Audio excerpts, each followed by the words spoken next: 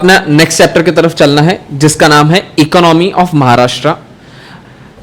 इस चैप्टर में बेसिकली ये पढ़ना है कि हमारे महाराष्ट्र में, हम जो स्टेट में रहते हैं महाराष्ट्र, उसका एग्जिस्टेंस कब से आया, उसमें कौन सी चीजें हैं जिस पे ज्यादा फोकस हुई, कौन सा ऐसा एक एरा था जिसके अंदर उस पर्टिकुलर सेक्टर पे, let's say for an example agricultural sector है तो एग्रीकल्चरल सेक्टर पे फोकस थोड़ा कम था, कौन से इसमें फोकस बढ़ गया, फोकस बढ़ा तो क्यों बढ़ा, उसकी क्या क्या नीड्स थी, उसकी क्या क्या रिक्वायरमेंट्स थी, एंड ऑल दिस क्राइटेरिया अपने को ये वाले चैप्टर में पढ़ना है। Chapter 4 economy of Maharashtra introduction. The state of Maharashtra came into existence on 1st May 1960. The state economy has achieved a distinguished status as a result of collective efforts of its people. Okay, भाई ठीक है।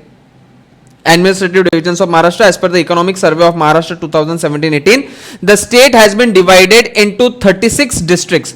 हमारे महाराष्ट्र में कुल 36 ऐसे districts हैं जो 6 revenue division में आती है। रेवेन्यू डिवीजन मतलब जहां पे टैक्स इसका कलेक्शंस होता है, जैसे 6 जो है वो है मुंबई, पुणे, नासिक, औरंगाबाद, अमरावती एंड नागपुर। ऐसे 6 डिवीजन है जहां पे हमारा कलेक्शन होता है, और टोटल डिस्ट्रिक्ट्स, जैसे अमरावती एक डिस्ट्रिक्ट है, वैसे टोटल डिस्ट्रिक्ट्स हमारे पास में 36 है। तो हमारे पास में महाराष्ट्र में 36 डिस्ट्रिक्ट्स है और 6 रेवेन्यू स्टेट्स या रेवेन्यू डिविजन्स है।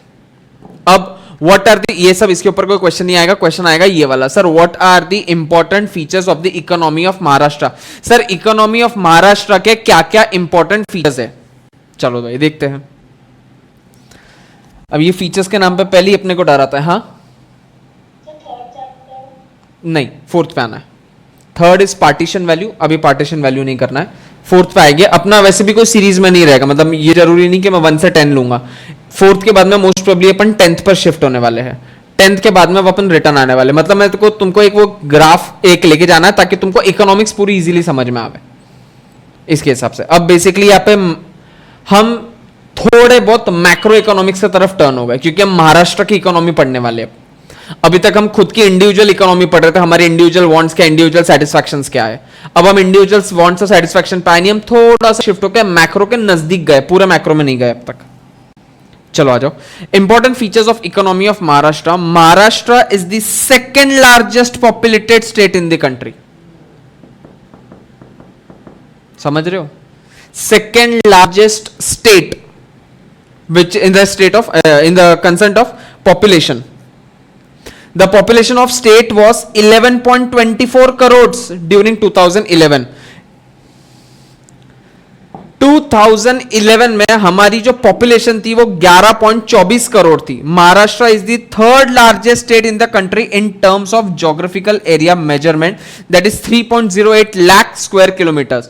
सर पॉपुलेशन वाइज हम 2nd लार्जेस्ट है और एरिया वाइज हम 3rd लार्जेस्ट है।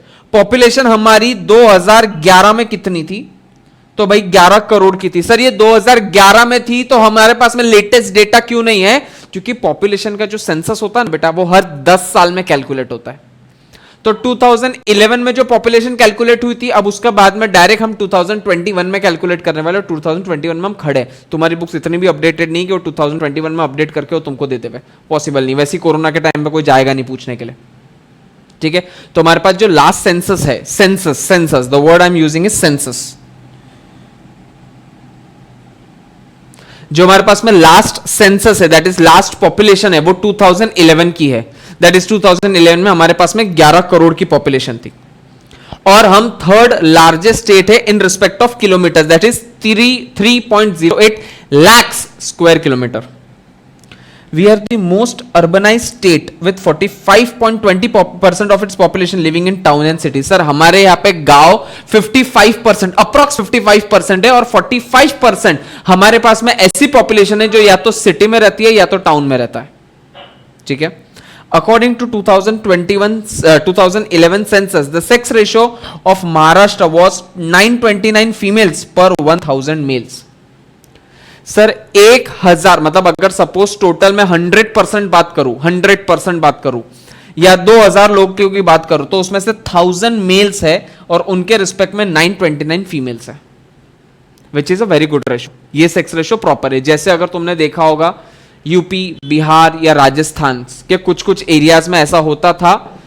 अच्छा, पहली बात तो हम सेक्स रेशो निकालते क्यों है? सेक्स रेशो इसलिए निकालते हैं क्योंकि पहले ऐसा थॉट प्रोसेस था या पहले ऐसी थिंकिंग थी, जो मैं ये डिनाई नहीं करूंगा कि करंट में नहीं है, बट अभी तो भी बहुत कम है। पहले ऐसा था कि अगर घर में लड़की होती है तो it's a very bad thing और evil thing to happen in your family.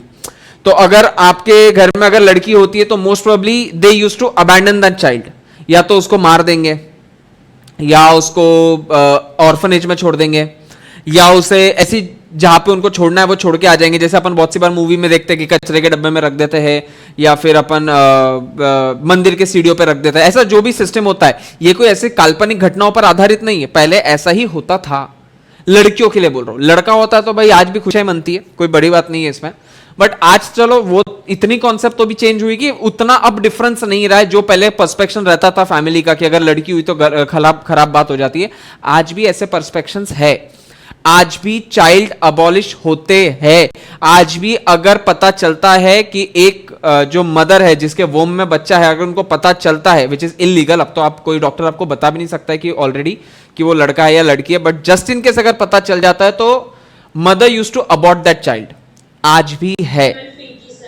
हाँ, या एग्जैक्टली, आज भी अबॉर्ट करते हैं, नहीं करते ऐसी बात नहीं है, बट कंपैरेटिवली कम हुआ है। तो वो पहले जो सेक्स रेशियो था वो बहुत कम होता था, क्योंकि लड़के लड़के पैदा होते थे।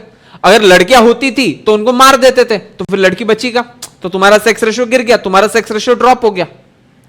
अब जाके हमारा सेक्स रेशियो काफी बेटर हुआ है। हमारे महाराष्ट्र का सेक्स रेशियो है 929 फीमेल्स फॉर 1000 मेल्स।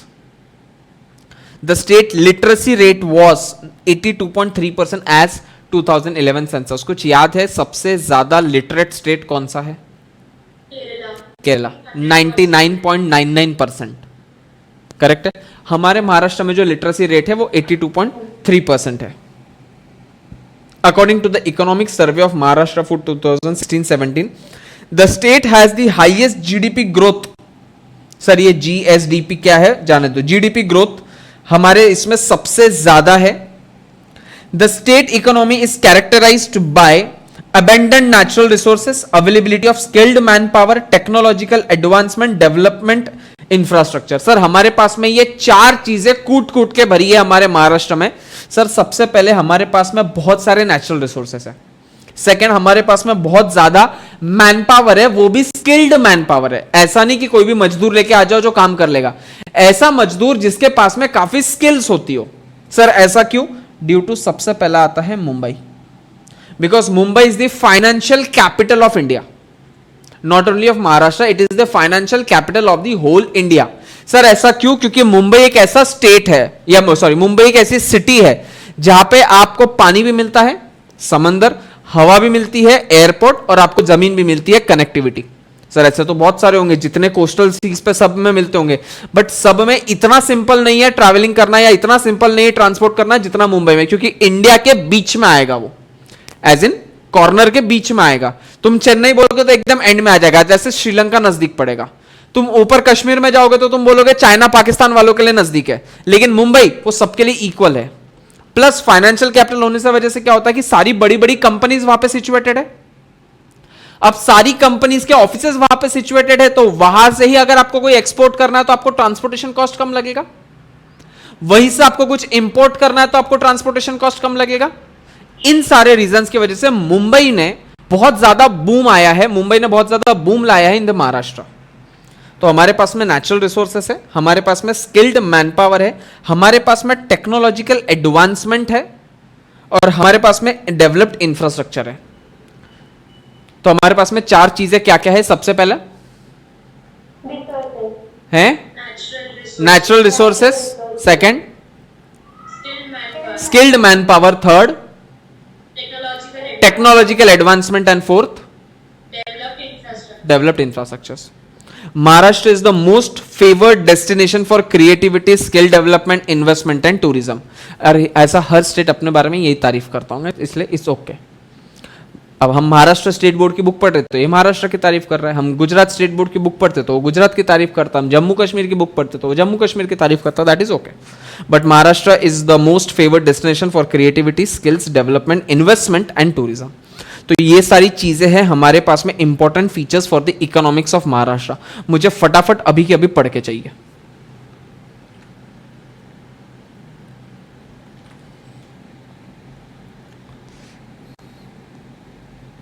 चलो आ जाओ।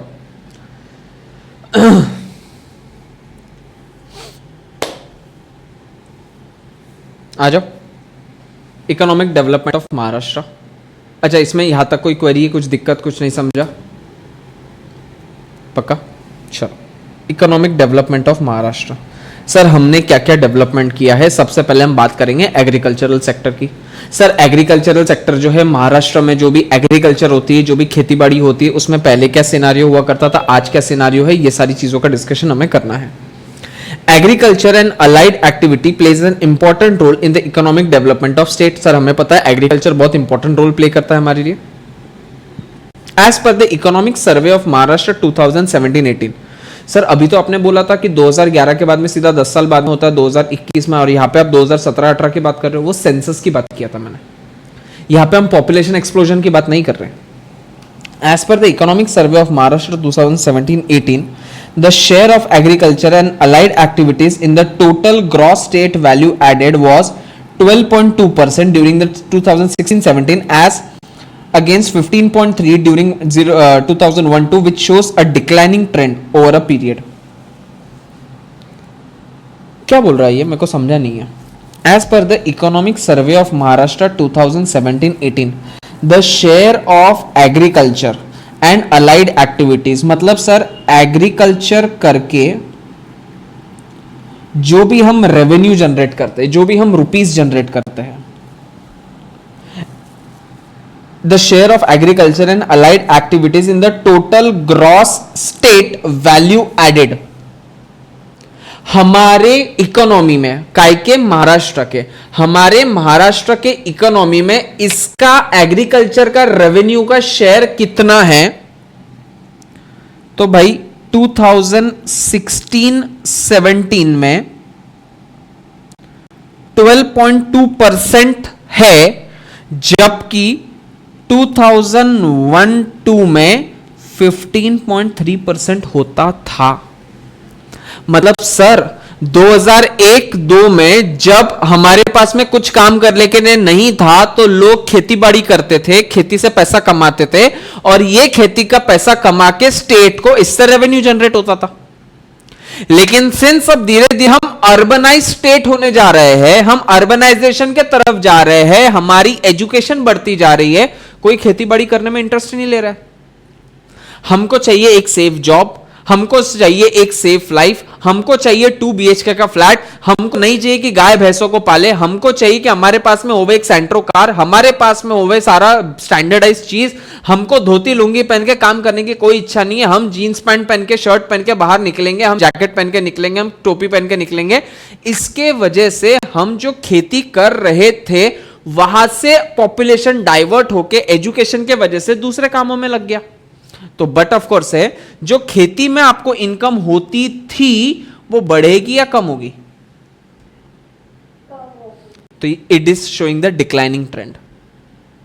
सेकेंड, सर सिर्फ इतना ही फर्क है क्या? नहीं, हम कितने बार न्यूज पढ़ते हैं कि महाराष्ट्र में किसानों ने अपनी खुदकुशी कर ली, फांसी लगा ली, क्योंकि सर उनके पास में जो वो फसल उगाते हैं, सपोज उनको फसल उगाते हैं 100 रुपीज, वो पूरे साल भर मेहनत करते हैं, साल भर उसको अपने बच्चे की तरह देखभाल करते हैं, 100 रुपीज उनको कॉस्ट लगती है, जब वो बेचने जाते हैं तो उनको उनका कीमत नहीं मिलता, उनको वो चीज 90 रुपीज में बेचनी पड़ती है, उनको वो कीमत 102 रुपए में बेचनी पड़ती है। 2 रुपए कमाने के लिए उस इंसान ने पूरे साल भर मेहनत किया था, उसको अपना हक नहीं मिलता है। यहां पे उसने 100 रुपए डाल के 102 रुपए कमाए, मतलब बेसिकली 2 रुपए कमाए, 100 रुपए डाल के 2 रुपए कमाए, खाली 2% उसने प्रॉफिट कमाया, जबकि वो बाजार से या बैंक से लोन लेता तो 10% का मिलता है।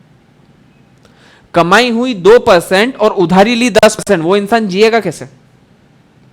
और अगर मैं मेरे पापा को देख रहा हूं कि मेरे पापा इतनी मेहनत कर रहे हैं और ऐसा मेहनत करके भी उनको सुकून नहीं है, तो मैं खेती करूंगा क्या? मैं खेती करूंगा नहीं तो स्टेट को खेती के अंदर रेवेन्यू मिलेगा क्या? नहीं मिलेगा। सर ये डिक्लाइनिंग ट्रेंड होते जा रहा है, मैं क्या करूंगा? मैं मेरे पापा को बोलूंगा, पापा आप रात दिन अभी तक आपने इतने सालों तक काम किया, मुझे पढ़ाई लिखाई कराई, अब मैं एक काम करता हूं, मैं अपना प्रॉपर एक बहुत अच्छी पढ़ाई करके जॉब करना शुरू करता हूं। आप खेती में कितना कमाओगे? 10,000 रुपया महीना कमाते हो ना, मैं सैलरी में 50,000 रुपया महीना कमाता हूं। एक काम करो, खेती बाड़ी आप भी छोड़ दो, मेरे साथ में सिटी में आके रहने लग जाओ। पप्पा ने खेती छोड़ी, जो स्टेट को अभी तक उसका रेवेन्यू मिल रहा था वो रेवेन्यू ड्रॉप हो गया और मेरा अर्बनाइज, मेरे को ये तो समझ में आ गया कि मैं कितना अर्बनाइज्ड हो गया। अर्बनाइज्ड के परसेंटेज में मेरे वजह से परसेंटेज और बढ़ गया, एजुकेशन में मेरे वजह से परसेंटेज और बढ़ गया, लेकिन एग्रीकल्चर में उतना परसेंट गिर भी गया। ठीक है, तो भाई ये अपनी सिनेरियो है agriculture. General problems in agricultural sector. Sir agricultural sector में दिक्कतें क्या आती है? सबसे पहले decrease in average size of land holdings leads to low farm productivity.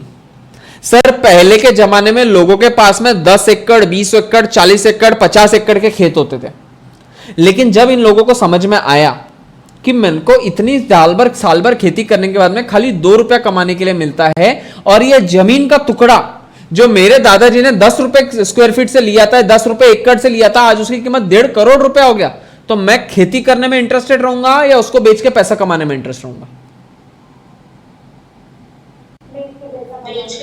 तो मैं क्या करूंगा, मैं इस जमीन को बेच दूंगा, 1.5 करोड़ रुपए ले लूंगा, अब काय के लिए खेती करूंगा? जब मेरे पास में 1.5 करोड़ रुपए आ गया तो मैं अच्छी लाइफ नहीं जीऊंगा?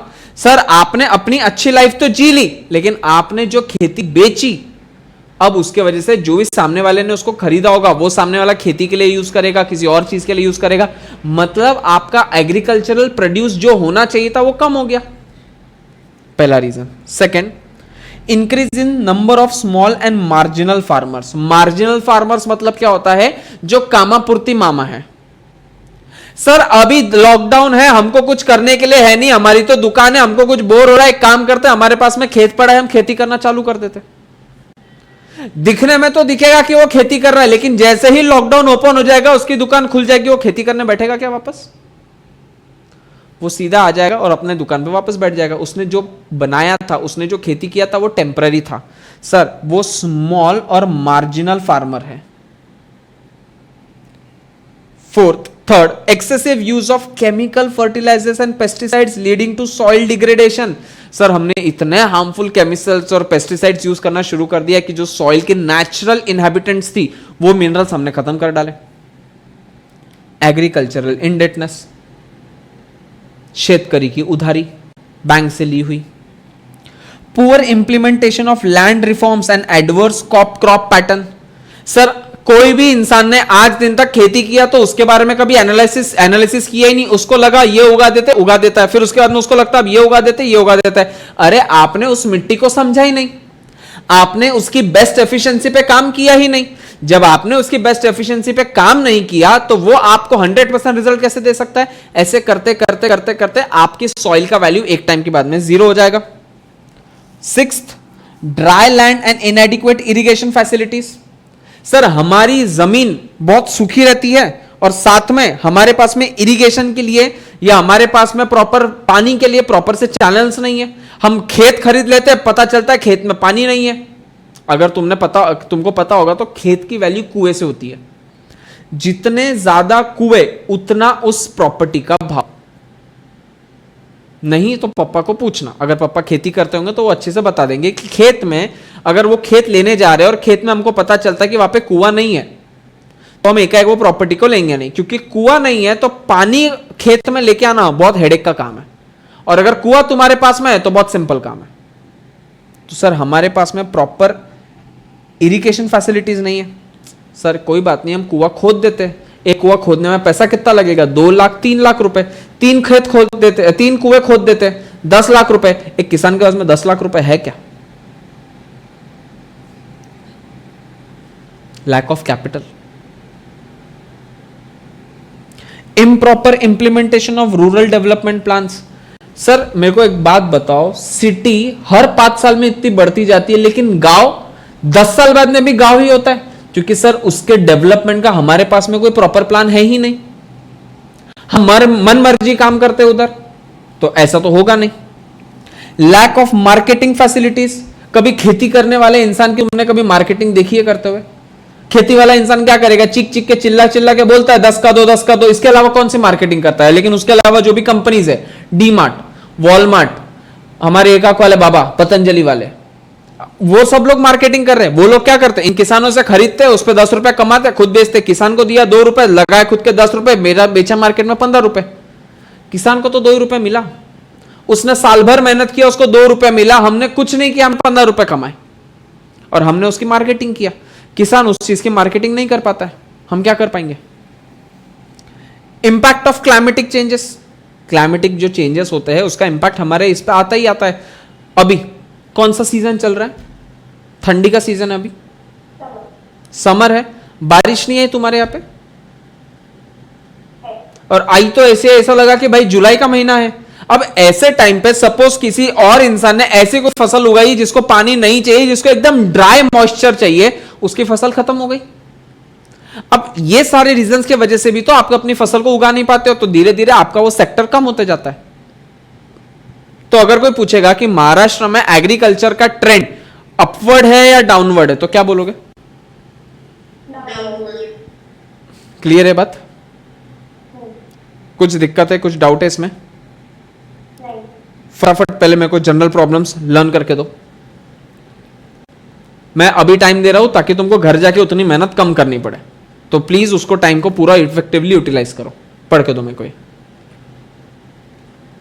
अरे तुम्हारी टेस्ट कब है? चैप्टर 1 और चैप्टर 2 पे आज है ना? नहीं सर, आपने डेट नहीं बताई। अच्छा डेट नहीं बताई क्या? शिट, मेरा रह गया। आज दे देवे? आज होगा? सर कल चलेगा। सर कल दे दे प्लीज। ठीक है, कल चलेगा। और ये वाला चैप्टर भी करके रखना, ये ज़्यादा बड़ा नहीं है, 3 दिन में हो जाएगा। ये वाला चैप्टर की टेस्ट मोस्टली थर्सडे आएगी। हाँ, आज मंडे है, थर्सडे की बात कर रहा हूँ। ये वाला चैप्टर मतलब chapter 1, chapter 2 and this chapter.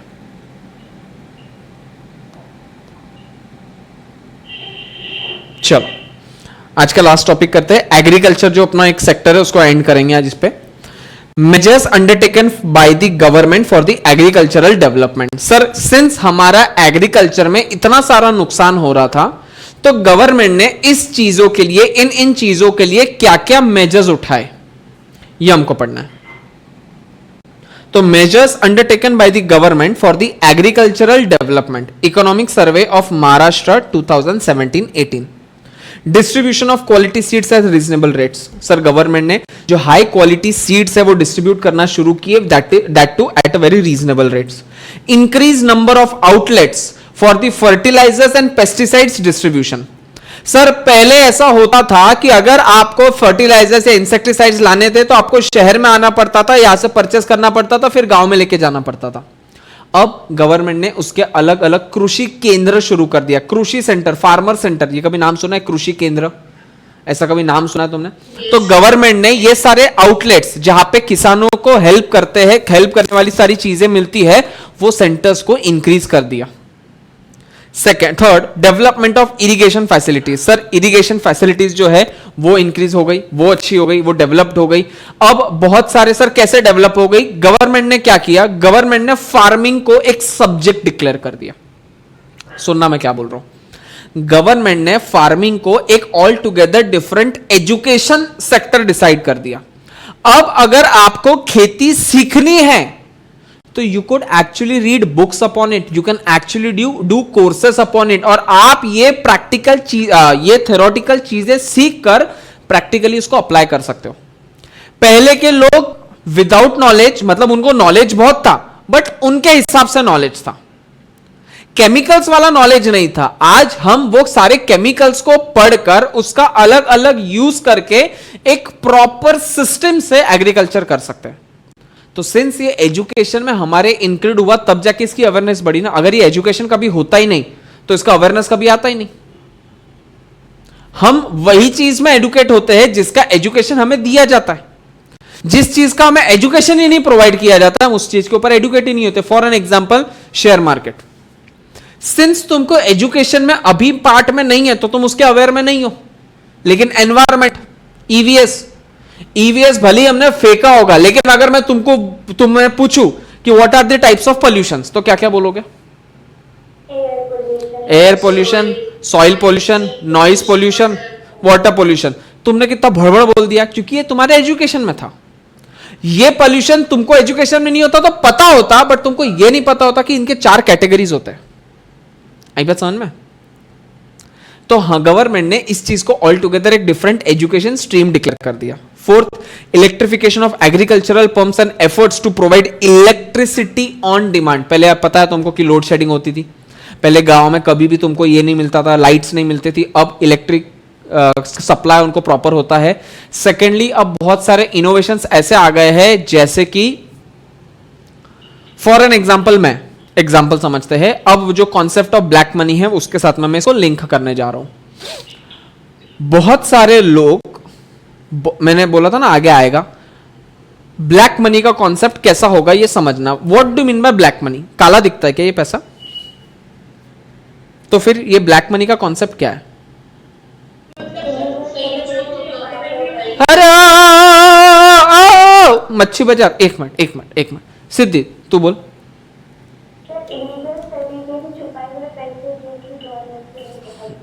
एक मिनट, बाली उम्र में बड़े बड़े शब्द बोल दिए तूने।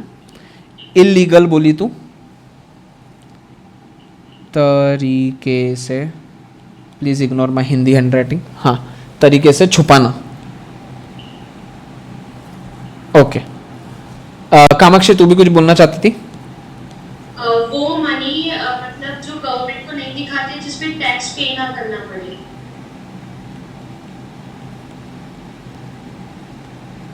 नो टैक्स पेमेंट, ऐसा वाला पैसा। अच्छा, प्रियंका तू भी कुछ बोल रही थी? सर मतलब उस मनी को हम मतलब ऐसे छुपा के रखते हैं, अगर वो बाहर निकली तो मतलब वो ब्लैक मनी कर देंगे। अच्छा, मतलब मैं वॉलेट में रखूंगा, किसको देखना नहीं, कोई देखेगा नहीं इसको, ऐसे मतलब बहुत ज्यादा छुपा के सर। बहुत ज्यादा छुपा के, मतलब मैं ऐसे सॉक्स वॉक्स में भर के लेके जाऊँ ऐसा? सर ज्यादा अमाउंट रहेगी ऐसा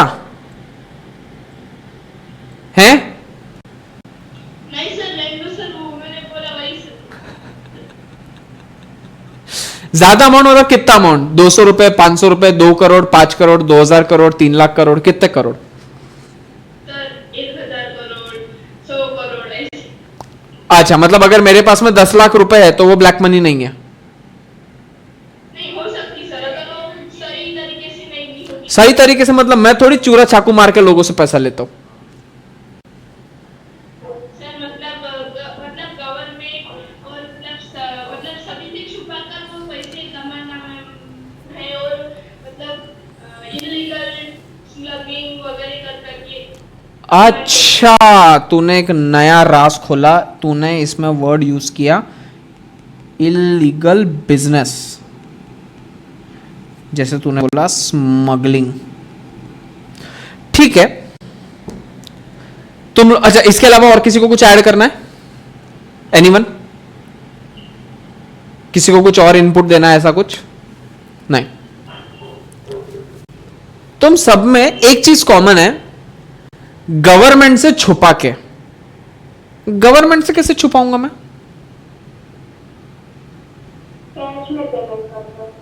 कैश में पेमेंट करो? ट्रांजैक्शन नहीं करते। ओ, बैंक ट्रांजैक्शंस नहीं करके कैश ट्रांजैक्शंस करना।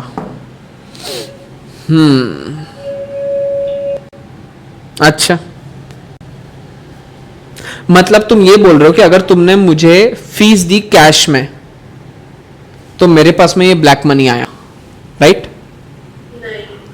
नहीं भी तो तुमने वही बोला, ये तुमने तो लिखा है, मैंने थोड़ी लिखा है।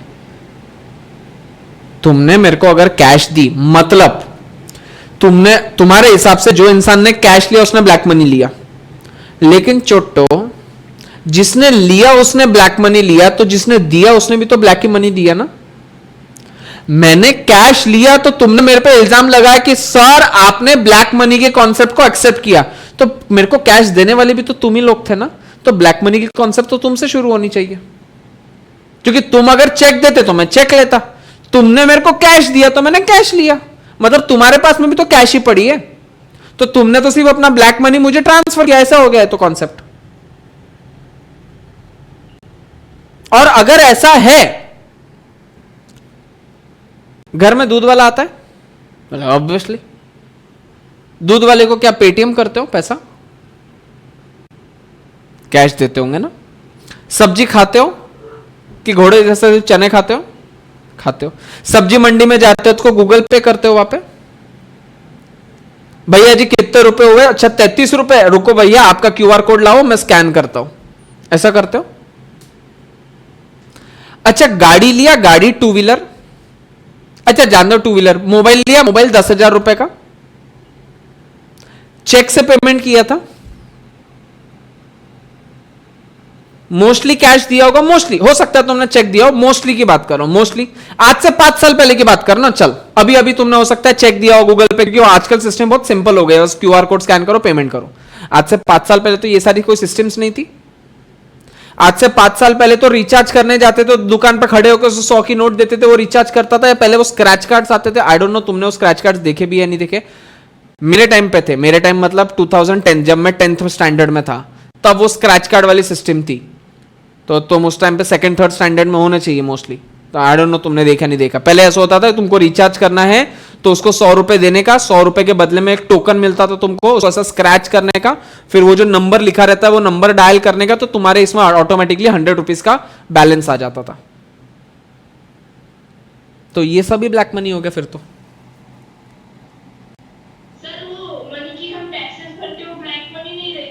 मनी की जो हम टैक्स भरते हैं वो ब्लैक मनी नहीं रहती, मतलब ये कंफर्म है कि तुमको टैक्स भरना है। सर आइडियली कौन सा पैसा सही है, कैसा होता है, कैसा है ना मैंने बिजनेस से सपोज कमाए 5 लाख रुपए, मुझे गिफ्ट मिला मेरे दोस्तों से, मेरे मम्मी पापा से 2 लाख रुपए का, मुझे ना मेरे पास में एक घर पड़ा है यावली में, तो वो घर मैंने ना भाड़े पे देके रखा है, तो मुझे रेंट मिलता है उस घर का 1 लाख रुपए का, और मैंने ना शेयर्स में भी कुछ पैसे डाल के रखे, तो मुझे शेयर्स में मिले 2 लाख रुपए। ऐसे करके इतना पूरा पैसा मैंने 1 साल में कमाया। मैंने टोटल इनकम कितनी कमाई,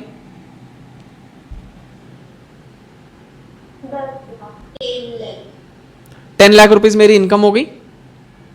तो मैं गवर्नमेंट के पास जाता हूं और गवर्नमेंट को बोलता हूं, ओ गवर्नमेंट मैंने देख ये सारी इनकम कमाई है और ये 10 लाख रुपए मैंने कमाए, और इस 10 लाख रुपए पे मैं तुझे जितना भी % टैक्स होता है वो भी तुमको समझने की नीड नहीं है, आइडियली सिर्फ टॉपिक निकला तो बता देता हूं। अगर आपकी इनकम 2,50,000 रुपीज तक की है, कितनी इनकम बोली मैंने, 2,50,000 रुपीज तक की है, तो आपको 1 रुपए का भी इनकम टैक्स पे करने की नीड नहीं होती है। अगर आपकी इनकम 2,50,000 से लेके 5 लाख रुपीज तक की है, तो आपको इस बीच का जितना भी डिफरेंस होता है इसका 5% पे करना पड़ता है। फिर 5 लाख से 10 लाख तक आपकी जितनी भी इनकम होती है उस बीच का डिफरेंस आपको 20% से पे करना होता है, और 10 लाख के ऊपर जितनी भी आपकी इनकम है उस पर आपको 30% का टैक्स पे करना पड़ता है। ऐसा एक बेसिक फंडामेंटल है टैक्स का। कैसे कंप्यूट करते हैं, क्या कैलकुलेट होता है, वो भी मैं बता दूंगा, दैट इज ओके। बट एक बात समझ लो कि 2.5 लाख रुपए तक तुमको कोई इनकम देने की जरूरत नहीं होती है। मैंने साल भर में कितना पैसा कमाया, 10 लाख रुपए, तो मैं इस 10 लाख पे गवर्नमेंट को बोलता हूं, गवर्नमेंट मैं तुझे इस पे टैक्स पे कर रहा हूं। अब मैं इसका कैलकुलेशन कर लेता हूं तुम्हारे सामने, कैलकुलेशन ऑफ 10 लाख का इनकम टैक्स। फर्स्ट 2,50,000 पर मेरे को टैक्स भरना है क्या कुछ भी, तो ये आएगा नील, करेक्ट। फिर नेक्स्ट स्लैब जो होता है ना वो है 2,50,000 से लेके 5 लाख तक का। मैं ये इनकम को थोड़ा कैलकुलेशन और अच्छे समझ जावे इसके लिए ये इनकम को 3 लाख कर देता हूं, तो तुम्हारी टोटल इनकम कितनी हो गई, 11 लाख, ठीक है। तो अच्छे से समझ जाएगा तुमको एग्जांपल। अब सेकंड स्लैब जो होता है ना वो 2.5 लाख से लेके 5 लाख तक का होता है। इसका डिफरेंस कितना हो गया,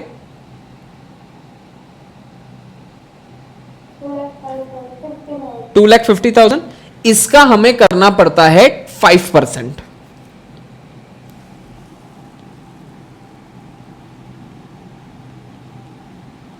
इतना आता है।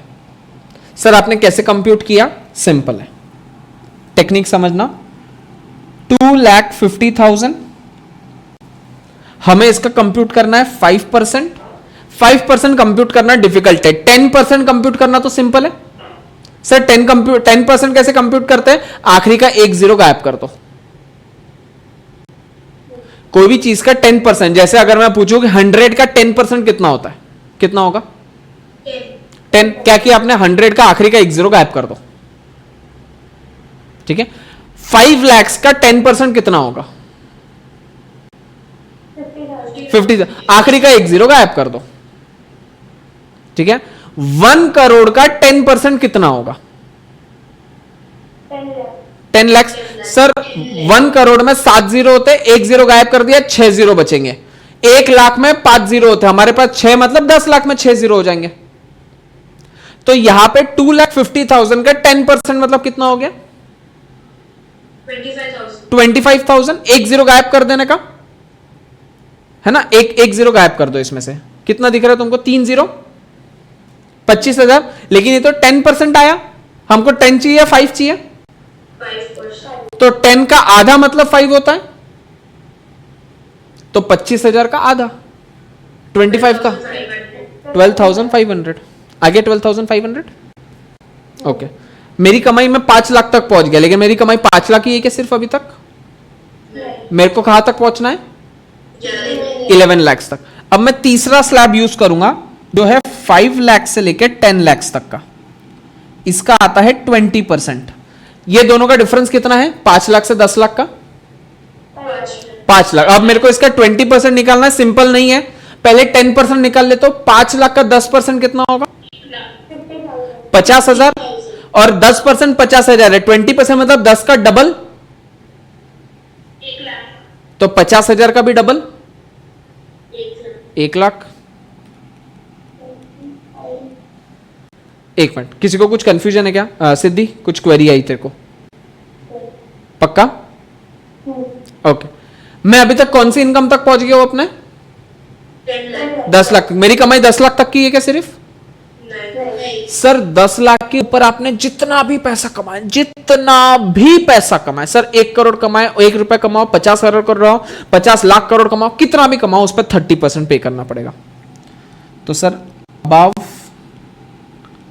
10 लाख आपका आता है 30%।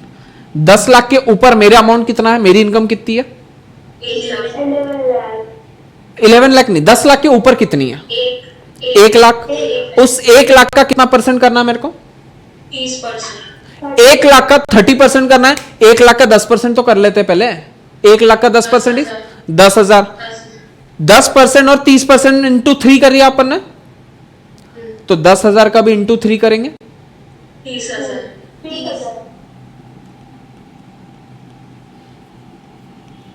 टोटल आपका इनकम टैक्स कितना आ रहा है कंप्यूट करना? तो 1,30,000, 1,30,000, 1,30,000 प्लस 12,000 मतलब 1,42,500। Yes sir. 1,42,500। इसमें लगता है 4% का सेस लगता है। एक एजुकेशन सेस है जो गवर्नमेंट बोलता है कि आपको टैक्स पे 4% हमको पे करना ही करना पड़ने वाला है। सर आपने अभी तक ये तो बता दिया था कि 10% से 5 कैसे जाते, 10 से 20 कैसे जाते, 10 से 30 कैसे जाते। अब 4 आया तो क्या करेंगे हम? सिंपल है, 10% के लिए तुम 1 जीरो गायब कर रहे थे। इधर सुनना,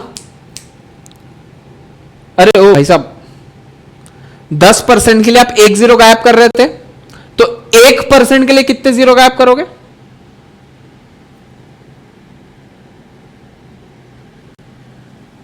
परसेंट मतलब पर 100, पर सेंट, सेंट का मतलब होता है 100, शत प्रतिशत। Cent means percent, cent means 100, per 100। तो अगर मुझे 10 चाहिए था तो मैं 1 जीरो गायब कर रहा था इसका। तो अगर मेरे को 1% चाहिए तो मैं इसके दोनों जीरो गायब कर दूंगा। तो मतलब 1000 का 10% कितना आएगा? 100। और 1% कितना आएगा? वन है 1000 का 1%, 10. 1000। सर अगर मेरे को 10% करना है ना तो मैं क्या करूंगा, आखिरी का जीरो गायब कर दूंगा, तो ये आ गया 10%। और अगर मुझे 1% करना है तो आखिरी के 2 जीरो गायब कर दूंगा, 1 जीरो गायब, 1 जीरो गायब, कितना बचा? 11. सर कंप्यूट कर लेते हैं, एक्चुअल में ऐसा होता है क्या? 1000 का 1% आया ख्याल में? साइड में लिख रहा हूं, 2,50,000 का 1% कितना होगा?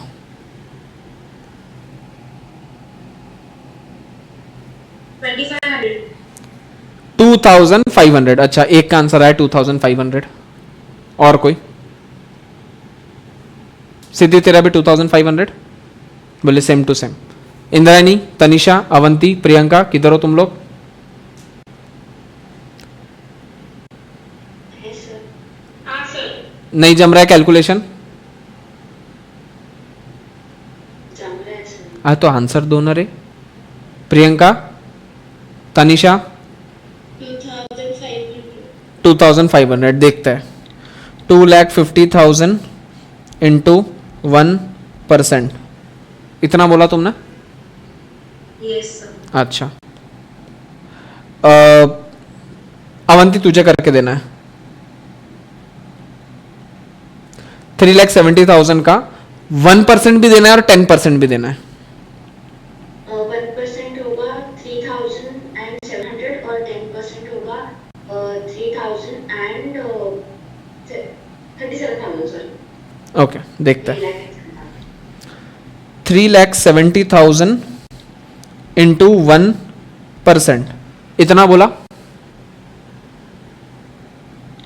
और 3,70,000 इंटू 10%, इतना बोला। ठीक है, प्रियंका तुझे देना है 4,57,000 का 1% भी देना है और 10% भी देना है।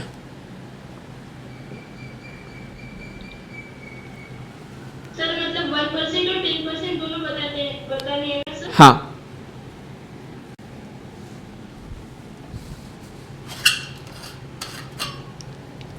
4,59,000 है क्या सर वो? 7 54 और 57. 7 4,57,000।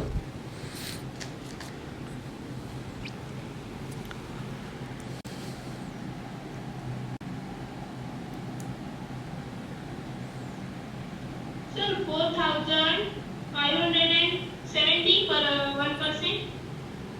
हाँ बराबर। और 10% सर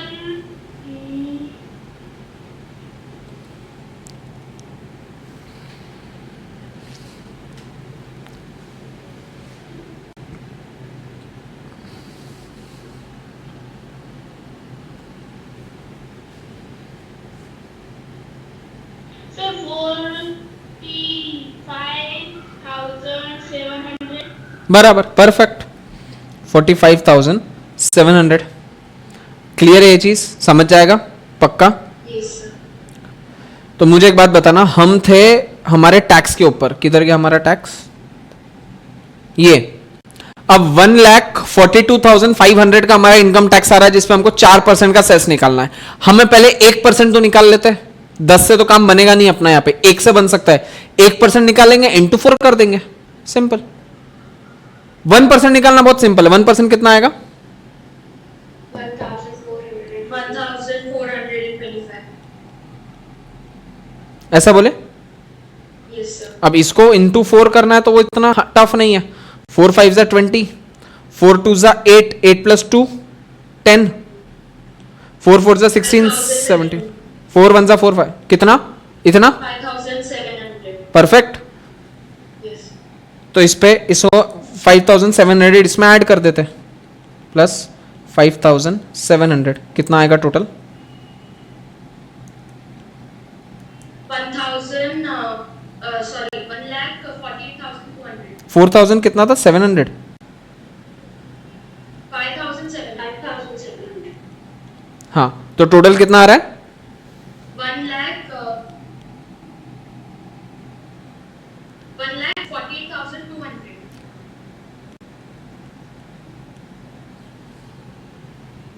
देखना तो सबका ये आ रहा है। सर इसमें ब्लैक मनी का कौन सा किधर गया? मैं तुमको बोल रहा हूँ मैंने गवर्नमेंट को बोला ये लो गवर्नमेंट, मैंने साल भर में ना टोटल 11 लाख रुपए कमाए, जिसके ऊपर का मेरा जो इतना टैक्स है, इतना टैक्स आ गया, मैं आपको ये टैक्स आपको भर देता हूँ। गवर्नमेंट इसको लेके बैठ जाएगी और बाद में गवर्नमेंट को पता चलता है तूने बिजनेस से बेसिकली 1 लाख रुपए कितना कमाया था, बिजनेस से 5 लाख रुपए जो कमाए थे, मैंने बिजनेस से 5 लाख नहीं 50 लाख कमाए थे, जबकि तूने टैक्स कितने पे भरा? मुझे सिर्फ 5 लाख पे। तो मेरा डिफरेंस, मैंने कितने पे टैक्स नहीं भरा? 45 lakhs. वो 45 लाख तुम्हारा ब्लैक मनी हो गया। Black money. आई बात समझ में? This is the concept of black money. Sir 1 minute, झामल झामल कर रहे हो आप। ब्लैक मनी समझा, एग्रीकल्चर समझा, इन दोनों में क्या कनेक्शन है वो कुछ नहीं समझा। ब्लैक मनी अलग से समझा, एग्रीकल्चर वाला अलग से चैप्टर समझा। इन दोनों में कनेक्शन क्या है? कनेक्शन ये है कि as per income tax act 1961 read by section 2 subsection 14 of the capital asset, any agricultural land in India will not attract any tax. I am repeating again, any rural agricultural land in India will not attract any kind of income tax. And also, if any person is farming and cultivating those products, those fruits and vegetables, and if that person is selling those fruits and vegetables in the open market, the amount he receives from it will be 100% exempted from income tax. अब concept समझना, अब दिमाग लगाना। मुझे एक बात बताओ, मैंने बिजनेस में दिखाई कितने की कमाई दिखाई? 5 लाख की। भूल जाओ बाकी सब कुछ भूल जाओ। हमारी 11 लाख की कमाई थी, बट फोकस हमें सिर्फ ये 5 लाख पे करना है। अब देखना मजा आएगा। मैंने दिखाया कि मैंने बिजनेस में कितना कमाया, 5 लाख रुपए। बस मैंने बिजनेस में 5 लाख रुपए कमाया और कुछ किया ही नहीं साल भर में। मेरे बैंक अकाउंट में कितना पैसा होना चाहिए? यही 5 लाख रुपए, इससे ज्यादा पॉसिबल ही नहीं है। इस साल सपोज पहला साल ही था मेरे बिजनेस का, only first year it was, तो मेरे बैंक अकाउंट में 5 लाख रुपए रहेगा। सर 5 लाख से थोड़ा ज्यादा रहेगा क्योंकि सेल्स आपका ज्यादा हुआ होगा, उसमें से आप कॉस्ट माइनस करके आपका 5 बच रहा है, that is okay. Approx 5 lakh रहेगा ना मेरा। तो मैं 2 करोड़ की गाड़ी खरीद सकता हूं क्या? या 40 लाख की गाड़ी खरीद सकता हूं क्या? 40 लाख की गाड़ी खरीद सकता हूं क्या? क्यों? मैंने तो 50 लाख कमाए। मैंने तो 50 लाख कमाए ना, तो 40 लाख की गाड़ी तो मेरे बजट में आ गई। सर दिक्कत यह है कि जैसे ही आप 40 लाख की गाड़ी खरीदने जाओगे, और यह बात इनकम टैक्स वाले को बिल्कुल पता चलेगी, क्योंकि 40 लाख की कार खरीदने वाला नॉर्मल इंसान नहीं होता है, उसके ऊपर बड़े बड़े लोगों पे इनकम टैक्स की पहले से नजर होती है। जैसे ही आप 40 लाख की गाड़ी खरीदने जाओगे, अगले दिन इनकम टैक्स वाला आके आपको घर पे आके पूछेगा, भाई साहब एक बात बताना, इधर तूने साल भर में 5 लाख रुपए कमाए और तू ये 40 लाख की गाड़ी किधर से खरीद के लेके आया रे? तेरे पास पैसे किधर से आए? और अगर तेरे पास में पैसे आए, चल तू बोलता है कि तेरे को लॉटरी निकली, तो तूने हमको उसके ऊपर इनकम टैक्स भरा क्या? सर मतलब लॉटरी पे भी टैक्स भरना पड़ता है। इनकम टैक्स से बड़ा भिखारी इस दुनिया में कोई नहीं है, याद रखना। तुम 1 रुपए भी कमाते हो तो इनकम टैक्स तुमको पे करना पड़ता है। तो सर अगर तुमको लॉटरी मिली भी है तो क्या तुमने उसका इनकम टैक्स भरा है? प्रूफ बताओ। नहीं भरा, चलो जेल में। अब मतलब यह बात तय हो गई कि इस 50 लाख को मुझे गोल घुमा के अपने बैंक अकाउंट में लेके आना पड़ेगा। अब मैं डायरेक्ट उठा के बैंक अकाउंट में पैसा डाल दूंगा तो ये तो मेरा बिजनेस मान लिया जाएगा कि बिजनेस में मेरी कमाई, उस पर तो मेरा टैक्स लग जाएगा। मुझे ये नहीं चाहिए, तो मैं क्या करता हूं पता है? मेरे पास में खेती है ना, मैं फेक बिल लेके आता हूं परचेस के, कि मैंने खत लाए, मैं फेक प्रोसेस का कुछ डॉक्यूमेंटेशन बना के बताता हूं और बताता हूं कि मैंने 70 लाख रुपए की सब्जियां बाहर बाजार में बेच डाली और उससे मुझे मुनाफा हुआ 50 लाख रुपए का। अब ये 50 लाख रुपए, अब तुम सब्जी खरीदते हो तो हमेशा इससे खरीदोगे ना, कैश से खरीदोगे ना, तो यहां तो तुम क्वेश्चन भी नहीं कर सकते सामने वाले ने इतना कैश कैसे दिया। अरे सर, सारी सब्जियां सिर्फ एक थोड़ी खरीदी, थोड़ी सिद्धि ने खरीदी, थोड़ी अवंती ने खरीदी, थोड़ी इंद्रायणी ने खरीदी, थोड़ी कामाक्षी ने खरीदी, थोड़ी प्रियंका ने खरीदी, थोड़ी तनिषा ने खरीदी, थोड़ी बच्चों ने खरीदी। तो सब, मैंने ये थोड़ी बोला पूरे 50 लाख एक इंसान ने खरीद ली। तो यहां पे सब लोगों ने खरीद के मुझे 70 लाख का बेनिफिट दिया, इनकम दिया, उसमें से 20 लाख मेरा खर्चा हो गया सर। पेस्टिसाइड्स, इंसेक्टिसाइड्स, सीड्स, शेड, पानी, कुल मिला के 50 लाख मेरा बचा है। ये 50 लाख लेके जाके मैं बैंक में डिपॉजिट करूंगा, 1 रुपए का भी इनकम टैक्स लगा क्या मेरे को? क्योंकि any income receive from agriculture is 100% exempted from tax. बात समझ में? लोग यही होशियारी करते हैं, इसीलिए लोग खेती खरीदने में ज्यादा इंटरेस्टेड। उनको खेती करना नहीं है, लेकिन अपना कैश का पैसा रूट करके उसको बैंक में लेके आना है। आई बात समझ में? लॉजिकल है बात। प्लस सर, अगर वो इन्वेस्टिगेटिंग ऑफिसर आता है और देखता है कि अरे सॉइल में तो अभी तक कोई बीज भी नहीं दिख रहे, कुछ नहीं दिख रहे, ओके, तुम किसी एक किसान को बोलो कि मैं तेरे को ये जमीन फ्री में देता हूं, तू खुद के ये ला, सीड्स ला, इंसेक्टिसाइड ला, पेस्टिसाइड्स ला, इसमें से अनाज होगा, इसको बाहर बेच दे, मेरे को तेरे से कोई लेना देना नहीं है, मेरे को तूने 1 रुपया भी देना मत। उस इंसान को खेती मिल गई करने के लिए, वो बेचारा उससे 4 पैसा कमा लेगा, मेरे को प्रूफ मिल गया कि देख इस पे खेती हुई थी, किसने किया उससे उसको फर्क है क्या? खेती तो हुई ना इसके ऊपर से, देख ले। मैं ये चीज फोकट में चीज देके अपने 50 लाख रुपए बचा लिया। 50 लाख पे मोटा मोटी 30% का टैक्स लगता है। 50 लाख का 10% कितना होगा? 10%, 1 0 गायब कर। 5 लाख, 30% मतलब इंटू 3, 15 लाख। समझ रहे हो? मैंने 15 लाख रुपए का इनकम टैक्स बचाया है अपना, 15 लाख रुपीस का, which is a very huge amount. मतलब मैंने कुछ ना करते हुए अपने 15 लाख बचा दिए ना, वरना यही अगर मैं बिजनेस के थ्रू लेके आता तो मेरे को 15 लाख रुपए का इनकम टैक्स लगता। कितना जान पे आता किसी इंसान को 50 लाख कमा के 15 लाख गवर्नमेंट को दे देना, हाथ में से 35 लाख बचते हैं उसके। इट्स लाइक तुम 50 रुपए लेके निकले थे और हाथ में 35 रुपए बचे, अब तुम्हारे कितनी जान पाएंगे तुम्हारे? Same concept applies to this. So this is the concept of black money. आई बात समझ में? और ये हमारे एग्रीकल्चर में रिफॉर्म्स इसी तरीके से लाया गया है कि हम इलेक्ट्रिफिकेशन ऑफ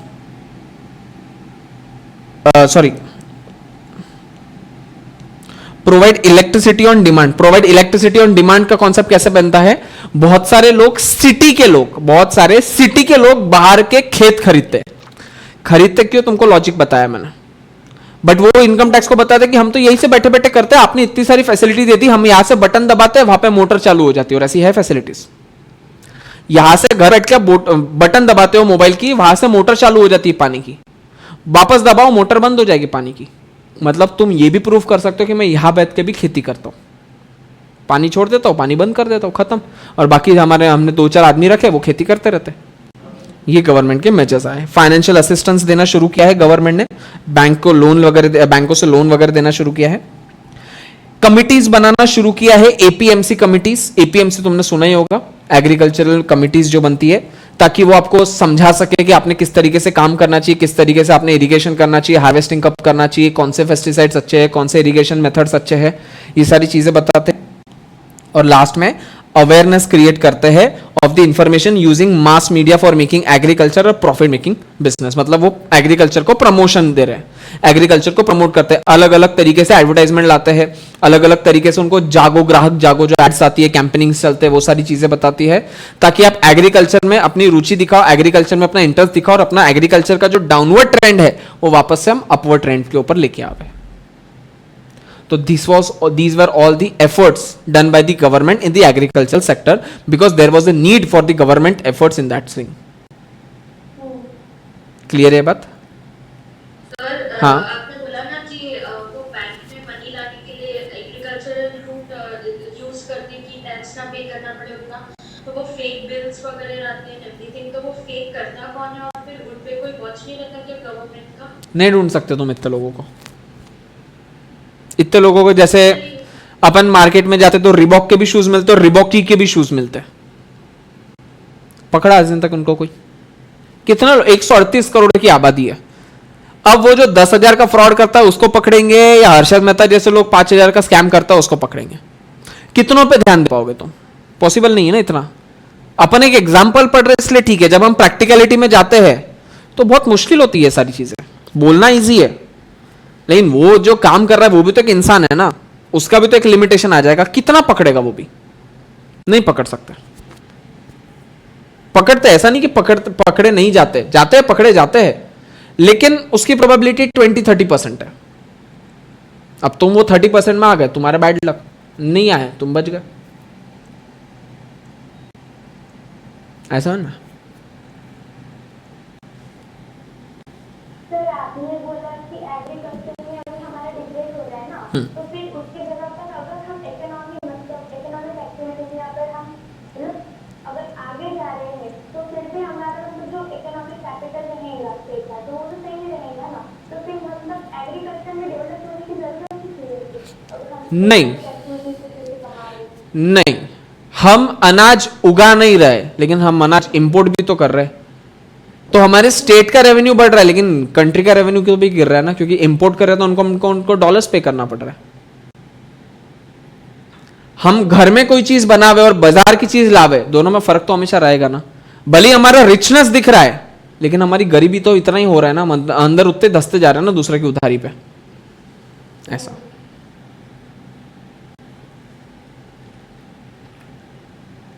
चलो, कुछ क्वेरी?